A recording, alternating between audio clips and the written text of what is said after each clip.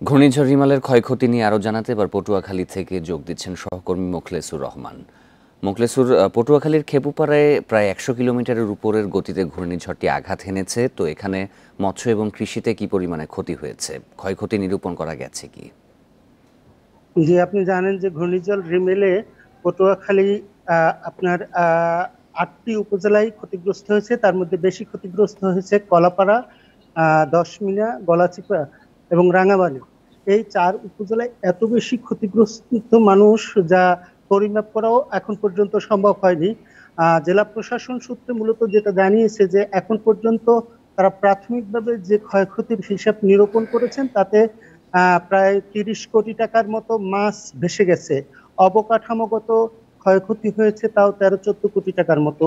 এছাড়া বিদ্যুৎ বিভাগে বিশেষ করে যে যেহেতু বিদ্যুৎ বিভাগে যেহেতু আপনার ক্ষয়ক্ষতি যেটা হয়েছে সেটা অনেক বেশি, কারণ হচ্ছে আমাদের এই জেলার ম্যাক্সিমাম হলো পল্লী বিদ্যুতের আওতাধীন।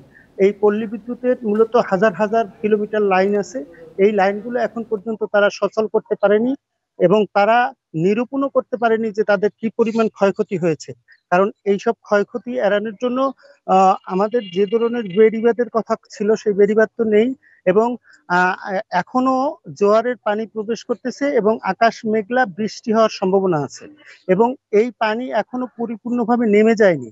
আমাকে পানি উন্নয়ন বোর্ডের নির্বাহী প্রকৌশলী যেটা জানিয়েছেন যে তাৎক্ষণিকভাবে তারা বেড়িবাঁধের ১৪ থেকে ১৫টি পয়েন্ট নিরূপণ করতে পেরেছেন, তার মধ্যে ৪-৫টি পয়েন্ট তারা রিপেয়ার করতে পেরেছেন, বাকিগুলো কাজ চলমান আছে। এছাড়া এই কিছু পানি নামা শুরু করছে, যেসব এলাকায় আবার পানিবাহিত সমস্যাও তৈরি হচ্ছে। পটুয়াখালীর এই দুর্যোগপূর্ণ, আপনি জানেন যে পটুয়াখালীর এই দুর্যোগ প্রবণ এলাকা পরিদর্শনের জন্য মাননীয় প্রধানমন্ত্রী আগামীকালকে কলাপাড়ায় সফর করতেছেন। তার সফরকে ঘিরে মূলত এখানকার প্রশাসন এখন ঘূর্ণিঝড়ের ক্ষয়ক্ষতি নিরূপণের পাশাপাশি তার সফরকে সফল করার জন্য প্রস্তুতি নিচ্ছে। তো এই ছিল পটুয়াখালী থেকে আমার কাছে সবশেষ। পটুয়াখালী থেকে ঘূর্ণিঝড় রিমালের ক্ষয়ক্ষতির বিষয়ে জানাচ্ছিলেন সহকর্মী মোখলেসুর রহমান।